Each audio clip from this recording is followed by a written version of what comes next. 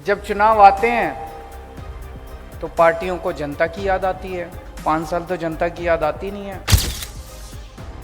दुर्भाग्यवश उस वक्त जब पंजाब के अंदर कोरोना फैला था, यहाँ की सरकार अपने लोगों को अनाथ छोड़ के और आपस में उस टाइम सीएम की कुर्सी की लड़ाई चल रही थी। यहाँ किसी भी मुख्यमंत्री को देख लो देश भर में, वो बड़े बड़े सम्मेलन करते हैं, उसमें बड़े बड़े इंडस्ट्रियलिस्ट को बुलाते हैं, बड़े बड़े साहूकारों को बुलाते हैं और कहते हैं अब इतने करोड़ का इन्वेस्टमेंट होगा। अरे जो इन्वेस्टमेंट हो गया उसको तो बचा लो। 49 दिन की सरकार थी, 49 दिन में जितनी शिकायतें आई, 32 अफसरों को मैंने जेल भेज दिया। हड़कंप मच गया पूरे दिल्ली के अंदर। भाई साहब, दिल्ली के अंदर रिश्वत कम नहीं हुई थी, बंद हो गई थी रिश्वतखोरी। जब नीयत खराब होती है ऊपर बैठे वालों की कि पैसे इकट्ठे करके लाओ, पैसे इकट्ठे कर, फिर एसएचओ भी पैसे इकट्ठे करता है, फिर पुलिस वाला भी पैसे, इंस्पेक्टर भी पैसे इकट्ठे करता है। मैंने कहा कि हम इंस्पेक्टर आज खत्म करेंगे, तो चन्नी साहब ने अखबार में इश्तिहार लगाया कि मैं इंस्पेक्टर आज खत्म करूंगा। चन्नी साहब कह रहे हैं मैं इंस्पेक्टर आज खत्म करूंगा। करो ना, करते क्यों नहीं? आज बठिंडा से, आसपास के इलाकों से और पंजाब के कई कोने कोने से आए हुए सभी व्यापारी भाइयों को मेरा नमस्कार, मेरा प्रणाम, सत श्री अकाल। मैं पिछले 1-1.5 महीने से कई जगह जा जाके व्यापारियों से बातचीत कर रहा हूं। सबसे पहले मैं लुधियाना गया, वहां पे भी इसी तरह से कई सारे व्यापारियों से बात हुई। वहां पे जो मुद्दे निकल के आए उन मुद्दों के ऊपर हमने बात की। फिर मैं जालंधर गया, जालंधर में भी व्यापारियों से काफी विस्तार में चर्चा हुई। आज बठिंडा में आप लोगों से चर्चा हुई। अभी तक अपने देश में जो माहौल है, चुनाव आते हैं, जब चुनाव आते हैं तो पार्टियों को जनता की याद आती है। 5 साल तो जनता की याद आती नहीं है। फिर जब जनता की याद आती है तो अपने कमरे में बैठ के फिर कुछ मैनिफेस्टो बनाते हैं। अभी मैं आपको अमन अरोड़ा जी ने बताया कि एक पार्टी ने मैनिफेस्टो बनाया, 13 पॉइंट लिखे हैं। उन्हें पता ही नहीं जनता को चाहिए क्या। हम भी बना सकते थे, हम भी बैठ जाते कमरे के अंदर और बना लेते, अपने 4-5 एमएलए को बिठा लेते, हम बैठ जाते और बना लेते। जब तक हम आपके बीच में आके आपसे समस्याओं के बारे में नहीं, और केवल समस्या नहीं, अपने को पंजाब को एक अलग लेवल पे ले जाना है, विकास के अलग लेवल पे ले जाना है अपने को, वो कैसे ले जाना है ये तो आप ही लोग बताओगे ना। मनीष सिसोदिया जी ने दिल्ली के अंदर स्कूल ठीक करे, हमारे सतेंद्र जैन जी ने दिल्ली के अंदर मोहल्ला क्लिनिक बनाए, सरकारी अस्पताल ठीक करे। कैसे करे? ऐसा थोड़ी कि हमको सब कुछ आता था, पर यह जरूर है कि हम 24 घंटे जनता के बीच में घूमते रहते हैं और हम उन लोगों को ढूंढते हैं जिनको यह काम आता है, उनके साथ बैठ के बनाते हैं। तो मैं शुक्रिया अदा करता हूं सतीश अरोड़ा जी का, करनैल सिंह जी का, प्रदीप बंसल जी का, तरसीम गर्ग जी का, राजेंद्र मित्तल जी का, अजय बंसल जी का। मैं उम्मीद करता हूं इन लोगों ने जो जो बातें कही वही मोटे मोटे तौर पे बाकी लोगों की भी बातें होंगी। मैं सारी नोट कर रहा था। सतीश अरोड़ा जी ने होटल इंडस्ट्री के बारे में बताया। 1700 होटल बैंकरप्ट हो गए, 2700 होटल बंद हो गए। कोरोना बहुत बड़ी महामारी थी जिसकी वजह से सारे बिजनेस पे असर पड़ा, उसका तो कुछ कर नहीं सकते थे। पूरी दुनिया के अंदर महामारी थी, लेकिन उस कोरोना की महामारी में जो जिम्मेदार सरकारें थी, जो सेंसिटिव सरकारें थी, उन्होंने अपने लोगों के साथ मिलकर उनका साथ दिया। दिल्ली के अंदर जिस तरह से 24 घंटे हमने जनता का साथ दिया, व्यापारियों का साथ दिया, जो लोग बीमार हो गए उनका साथ दिया, उसकी तारीफ सारे मुल्क में हो रही है। दुर्भाग्यवश उस वक्त जब पंजाब के अंदर कोरोना फैला था, यहां की सरकार अपने लोगों को अनाथ छोड़ के, और आपस में उस टाइम सीएम की कुर्सी की लड़ाई चल रही थी यहां पे। उन्हें ना व्यापारियों की चिंता थी, ना अस्पतालों की चिंता थी, ना दवाई की चिंता थी। करनैल सिंह जी ने भ्रष्टाचार के बारे में कहा कि करप्शन बहुत ज्यादा हो गया, करप्शन को ठीक करना है, इंस्पेक्टर राज ठीक करना है। उन्होंने 2000 करोड़ रुपए का लोन है उसके बारे में चर्चा की। प्रदीप बंसल जी ने छोटे व्यापारियों की बात की, बिल्कुल सही बात है। मैंने अक्सर देखा इस किस्म की मीटिंग में बड़ी बड़ी इंडस्ट्री और बड़ी बड़ी उसकी तो बात होती है व्यापार की, छोटे व्यापारियों की कोई नहीं बात करता। और छोटे व्यापारी हमारी अर्थव्यवस्था की रीढ़ की हड्डी हैं। छोटा व्यापारी रीढ़ की हड्डी है। मेरे को याद है 8वीं क्लास मैंने गांव से की थी, सिवानी गांव से। 1 साल के लिए मेरे पिताजी की नौकरी चली गई थी तो हम गांव चले गए थे। 1 साल तक मैं भी किराने की दुकान पे बैठा था। 8वीं क्लास पे स्कूल जाया करते थे, शाम को जब घर वापस आते थे तो थोड़ी देर के लिए किराने की दुकान पे मैं चाचा जी की दुकान थी। तो ये छोटा व्यापारी जो है, वो छोटा व्यापारी हमारे देश की अर्थव्यवस्था की रीढ़ की हड्डी है और सबसे ज्यादा मार उसी को पड़ती है।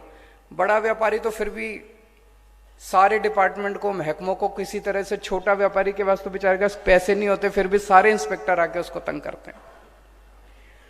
तरसीम गर्ग जी ने बड़ी इंपॉर्टेंट बात कही, इस पे मैं विस्तार पे बात करूंगा। उन्होंने कहा कि बठिंडा के अंदर कत्लेआम हो रहे हैं, मर्डर हो रहे हैं, फिरौती हो रही है, स्नैचिंग हो रही है, पूरी तरफ डर का माहौल है। इसके ऊपर मैं थोड़ा सा डिटेल में बात करूंगा। राजेंद्र मित्तल जी ने कॉटन के व्यापारियों की बात करी। 400 मिल होती थी पहले, अब केवल 40 रह गई हैं। और अजय बंसल जी ने भी वही कहा कि पहले एग्जिस्टिंग इंडस्ट्री को तो बचा लो, जो भी आता है। मैं, ये बड़ी अच्छी बात आज निकल के आई है। किसी भी मुख्यमंत्री को देख लो देश भर में, वो बड़े बड़े सम्मेलन करते हैं, उसमें बड़े बड़े इंडस्ट्रियलिस्ट को बुलाते हैं, बड़े बड़े साहूकारों को बुलाते हैं और कहते हैं अब इतने करोड़ का इन्वेस्टमेंट होगा। अरे जो इन्वेस्टमेंट हो गया उसको तो बचा लो। नहीं, जो इंडस्ट्री लगी हुई है, दुकानें लगी हुई हैं, वो तो उजड़ रही हैं, वो तो पंजाब से उठ उठ के दूसरे राज्यों में जा रही हैं।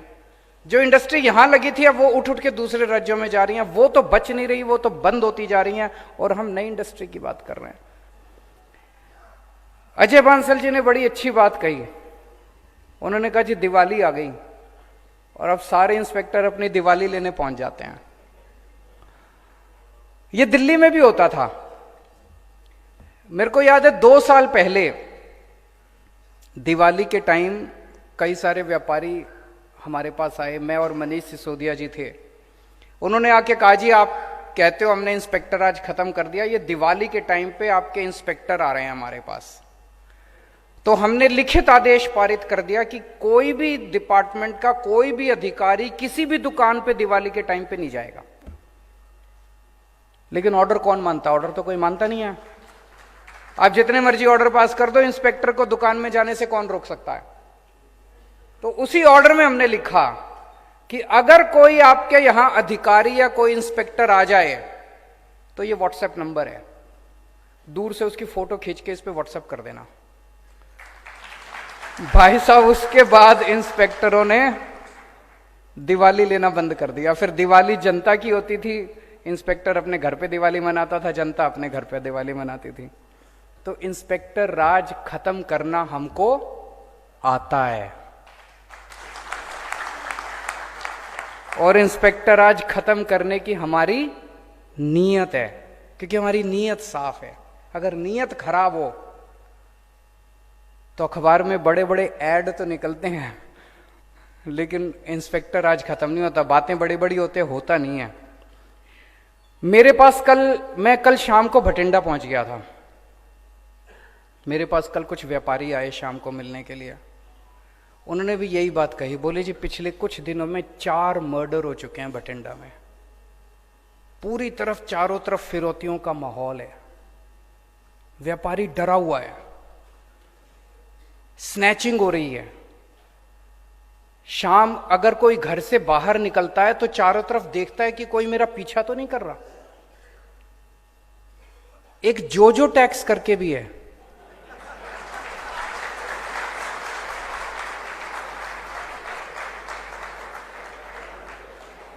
क्या?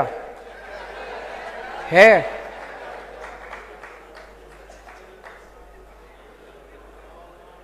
तो दोस्तों, ऐसे माहौल में व्यापारी अपना व्यापार कैसे करेगा? ऐसे माहौल में तो व्यापारी अपना व्यापार नहीं कर सकता। अब आप सोचो, अगर आप अपने एसी कमरे में बैठ के अगर मैनिफेस्टो बना देते तो इस जोजो टैक्स का कैसे पता चलता? जोजो टैक्स तो तभी पता चलता है जब आप लोगों के बीच में आते हैं हम लोग। तो आज 2 ऐलान करके जा रहा हूं मैं, और जैसा मैं अक्सर कहता हूं कि मैं जो कहता हूं मैं बड़े सोच समझ के कहता हूं, पूरी कैलकुलेशन करके कहता हूं। 2 बड़े ऐलान करके जा रहा हूं। पहला, हमारी सरकार बनेगी, फरवरी में चुनाव है, मार्च में नतीजे आ जाएंगे। 1 अप्रैल के बाद हर व्यापारी की सुरक्षा हमारी जिम्मेदारी होगी।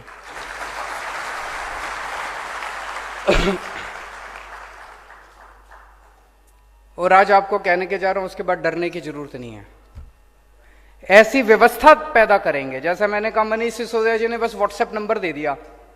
उस व्हाट्सएप नंबर को देने की जरूरत थी, उसके बाद किसी की हिम्मत नहीं हुई, किसी इंस्पेक्टर की हिम्मत नहीं हुई। एक और मैं आपको बताता हूं, इसको पंजाब में भी लागू करेंगे। दिल्ली में इन्होंने हमको करने नहीं दिया, शुरू में हमने किया था। जब दिल्ली में नई नई हमारी सरकार बनी, 49 दिन की सरकार, आप में से पता नहीं कितने लोगों को जाने का मौका मिला उस टाइम दिल्ली। भाई साहब, दिल्ली के अंदर रिश्वत कम नहीं हुई थी, बंद हो गई थी रिश्वतखोरी। मैंने सबको बोला, ऐलान कर दिया, होर्डिंग लगा दिए चारों तरफ कि अब अगर आपसे कोई रिश्वत मांगे, मना मत करना, अपना मोबाइल फोन निकाल लेना, उसकी रिकॉर्डिंग कर लेना। और ये मेरा व्हाट्सएप नंबर है, पर्सनल व्हाट्सएप नंबर दे दिया, अपनी रिकॉर्डिंग करके और मेरे को भेज देना। अब तमाशा देखो, किसी दफ्तर में कोई जाता था, अफसर कुछ उसको कहता था, वो कहता था फोन निकालूं, फोन निकालूं। मेरे को कुछ करने की जरूरत नहीं पड़ी, अपने आप पूरे 49 दिन की सरकार थी, 49 दिन में जितनी शिकायतें आई, 32 अफसरों को मैंने जेल भेज दिया। हड़कंप मच गया पूरे दिल्ली के अंदर, हड़कंप मच गया। अफसरों ने पैसे लेने बंद कर दिए, ट्रैफिक पुलिस के अंदर पैसे लेने बंद कर दिया, सबने सब। कोई ताकत देखो आम आदमी के अंदर, कितनी बड़ी ताकत आ गई थी। लोग कहते थे फोन निकालूं, लेकिन जब हमारी 49 दिन की सरकार गई तो वो फिर सारे अधिकारी पहुंचे, बोले अब 4 गुना लेंगे तुमसे, बुलाओ अपने केजरीवाल को। लेकिन फिर आके दोबारा ठीक किया, फिर केंद्र सरकार ने हमारी एंटी करप्शन ब्रांच छीन ली। हम जो कर रहे थे वो कर नहीं पाए, लेकिन अब पंजाब फुल स्टेट है, पंजाब के अंदर ये सब लागू करेंगे, हमको करना आता है। तो सबसे पहली चीज, हर व्यापारी को सुरक्षा हमारी जिम्मेदारी है। हर व्यापारी को सुरक्षा देंगे, डरने की जरूरत नहीं है। डर डर के व्यापार नहीं करना, खूब तरक्की करो। आजकल एक व्यापारी सोचता है यार ज्यादा व्यापार बढ़ गया तो फिर ये आ जाएंगे तंग करने के लिए, है कि नहीं है? वो सोचता है इतना जितना है इतना ही बना रहे, बच्चों की रोटी रोजी रोटी चलती रहे, ज्यादा बढ़ाने। अब ऐसा नहीं होगा। 1 अप्रैल के बाद अब तरक्की की अभी प्लानिंग कर लो सारी, कि 1 अप्रैल के बाद क्या करना है, सारे जने बैठ के प्लानिंग कर लो, बड़े बड़े प्लान बनाओ। हमें तरक्की चाहिए। अब किसी व्यापारी को तंग नहीं किया जाएगा। जितना ये लूट खसौट है ये बंद करेंगे, अपराधियों से सुरक्षा देंगे, आपसी भाईचारा करेंगे। किसी किस्म का बैर, किसी किस्म का नफरत ये नहीं होना चाहिए। आपसी भाईचारा होना चाहिए, अमन होना चाहिए, शांति होना चाहिए, कानून व्यवस्था अच्छी करेंगे। ये सब अगर ऊपर से इशारा चला जाए, कई जो अच्छे पुलिस वाले ना वो बताते हैं, कहते हैं जी जिस दिन पुलिस ठान ले कि हमें अपराध नहीं होने देना, बोले हमारा इंटेलिजेंस सिस्टम इतना तगड़ा है, एक अपराध नहीं होगा शहर में अगर पुलिस ठान ले तो। और पुलिस की भी गलती नहीं है। पुलिस को कौन कहता है? जो टैक्स वाले कहते हैं। इशारा वहां से आता है। जब नीयत खराब होती है ऊपर बैठे वालों की कि पैसे इकट्ठे करके लाओ, पैसे इकट्ठे कर, फिर एसएचओ भी पैसे इकट्ठे करता है, फिर पुलिस वाला भी पैसे, इंस्पेक्टर भी पैसे इकट्ठे करता है। तो पहली चीज, हर व्यापारी को सुरक्षा देंगे। दूसरी चीज, जैसे दिल्ली में किया, पंजाब के अंदर भी हम आपको एक ईमानदार सरकार देंगे। ये बहुत बड़ी बात कह रहा हूं मैं। आज तक राजनीति के अंदर किसी ने ईमानदारी की बात करी नहीं थी। ईमानदार कोई बचा ही नहीं था। न पार्टी बची थी, न नेता बचे थे। भ्रष्टाचार की बातें होनी बंद हो गई थी। सारे ही भ्रष्टाचारी थे। कौन करेगा भ्रष्टाचार की बात? सारे ही चोर थे, सारे ही डकैत थे। पहली बार एक पार्टी आई है जो कह रही है कि दिल्ली के अंदर ईमानदार सरकार बनाइए, पंजाब के अंदर भी आपको एक ईमानदार सरकार देंगे। ये जितने भ्रष्टाचारियों के जाल हैं, भ्रष्टाचारी नेता, भ्रष्टाचारी अफसर, इनसे आपको मुक्ति दिलाएंगे। ये जो हफ्ते का सिस्टम है, इससे मुक्ति दिलाएंगे। ये जो महीने का सिस्टम है, इससे मुक्ति दिलाएंगे। इंस्पेक्टर राज से मुक्ति दिलाएंगे। करके दिखाया है। दिल्ली के अंदर रेड राज बंद कर दिया, इंस्पेक्टर राज बंद कर दिया।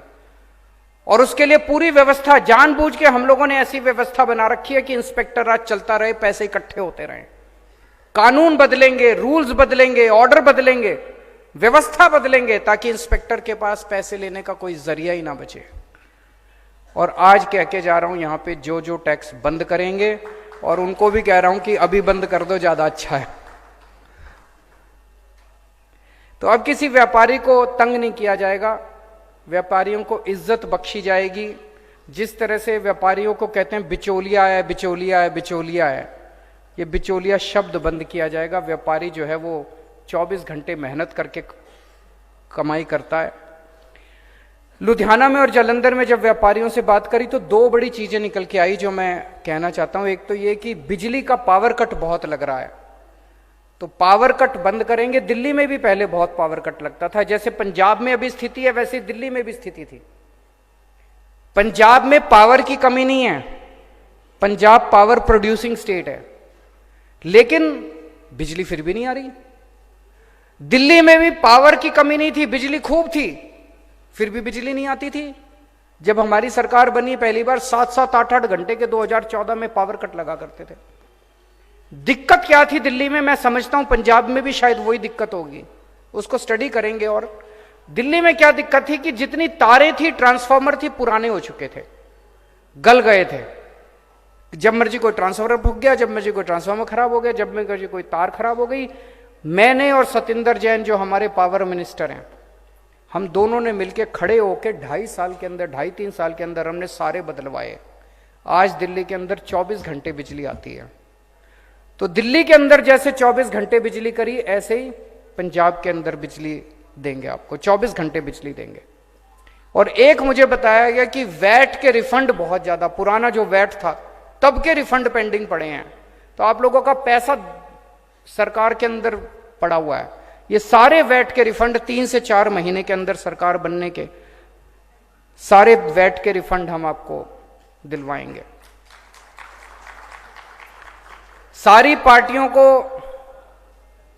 व्यापारियों की याद आती है चुनाव के पहले। चुनाव के पहले क्यों याद आती है? सारी पार्टियों को व्यापारियों से पैसा चाहिए। मेरे को आपसे पैसा नहीं चाहिए। मैं आपको पंजाब की तरक्की में पार्टनर बनाने आया हूं, भागीदार बनाने आया हूं। हम मिलके तरक्की करेंगे, पंजाब की मिलके तरक्की करेंगे, डर का माहौल खत्म करेंगे, अच्छा माहौल पैदा करेंगे। यह बात मैंने जालंधर में और लुधियाना में भी कही थी। 2 दिन बाद मैंने अखबार में पढ़ा कि चन्नी साहब ने बयान दिया है कि मैं आपको पार्टनर बनाना चाहता हूं। मैंने कहा कि हम इंस्पेक्टर राज खत्म करेंगे, तो चन्नी साहब ने अखबार में इश्तिहार लगाया कि मैं इंस्पेक्टर राज खत्म करूंगा। तो कर दो, अभी तो 2 महीने हैं, क्यों नहीं करते? कहते क्यों हो? चन्नी साहब कह रहे हैं मैं इंस्पेक्टर आज खत्म करूंगा, करो ना, करते क्यों नहीं?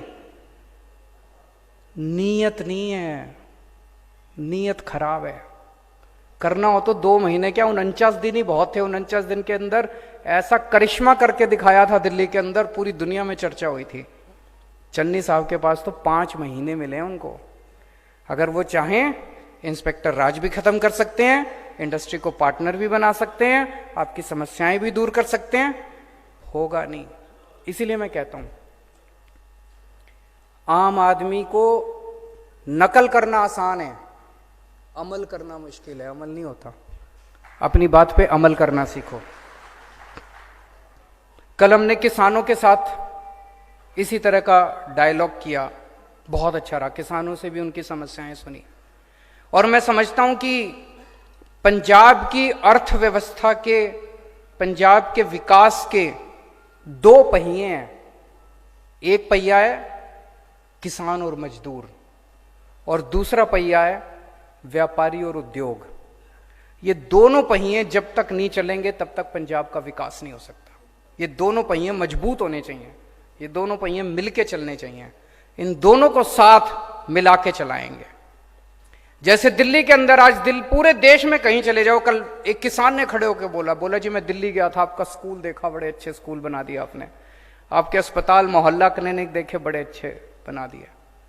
पूरे देश के अंदर चर्चा हो रही है जिस किस्म की शिक्षा के अंदर और स्वास्थ्य के क्षेत्र में दिल्ली के अंदर क्रांति हुई है, वैसी क्रांति पंजाब के अंदर किसानी और व्यापार के क्षेत्र में उसी किस्म की क्रांति करेंगे। पूरा देश उसका अनुसरण करेगा, पूरा देश पंजाब की तरफ देखेगा जिस तरह का विकास हम करेंगे। पिछले 70 साल में आप लोगों ने कांग्रेस पार्टी को पता नहीं कितने मौके दिए, कि 10-12 बार तो बनाई दी होगी सरकार। आपसे एक मौका मांगने आया हूं, बस एक मौका आम आदमी पार्टी को देके देखो। दिल्ली के व्यापारी पहले कहा जाता था सारे बीजेपी के होते थे, 5 साल के अंदर सारे आम आदमी पार्टी के हो गए। मैं आपको विश्वास दिला के जाता हूं, आज मैं आपसे मौका मांग के जा रहा हूं, 5 साल के बाद यहां जितने बैठे हैं और जितने बाहर सुन रहे हैं, पूरे पंजाब के व्यापारी आम आदमी पार्टी के मुरीद होंगे। हमने कोई जो टैक्स लगा के या गुंडा टैक्स लगा के या फर्जी केस करके ऐसे लोगों को नहीं डराया। हमने लोगों का दिल जीता है, लोगों के काम करे हैं, लोगों के बच्चों का भविष्य बनाया है, उनके परिवार का ख्याल रखा है।